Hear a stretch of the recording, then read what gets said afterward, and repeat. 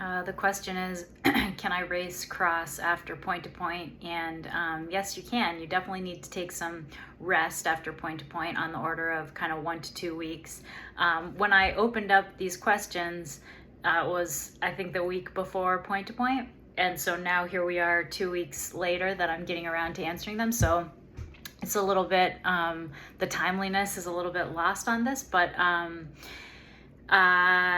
at any rate, in the course of tapering for the event, doing the event, and then resting after the event, you will have lost some fitness, and that's fair enough. So, after you take a proper rest, you're going to need a little bit of a tune-up on kind of endurance, muscular endurance, that kind of thing.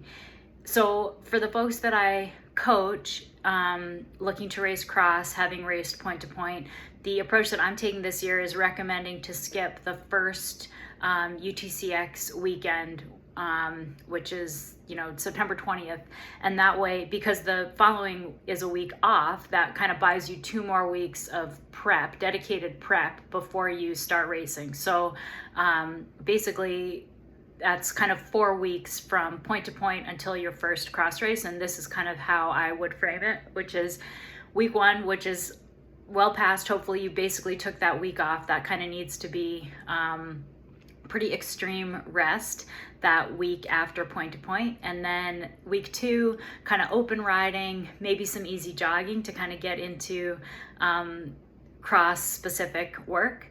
And then if you're feeling good by the weekend, maybe some longer rides, some tempo intensity. Again, this is all if you're feeling good, because that recovery timeline from point to point is kind of everyone's on their own, and I've seen pretty different timelines for return to kind of feeling normal after point to point, but this is appropriate for many.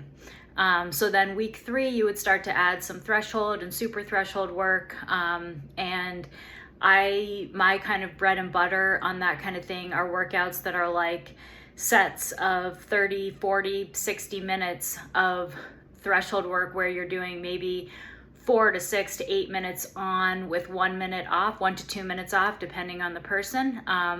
And so kind of pretty extended sessions of threshold work. In terms of super threshold work, I really like anywhere from like 5 to 15 minute blocks, sometimes both of those, or the spectrum of that duration within a single workout, depending on the rider, kind of totaling anywhere from like 15 to 30 minutes or so of super threshold work, again depending on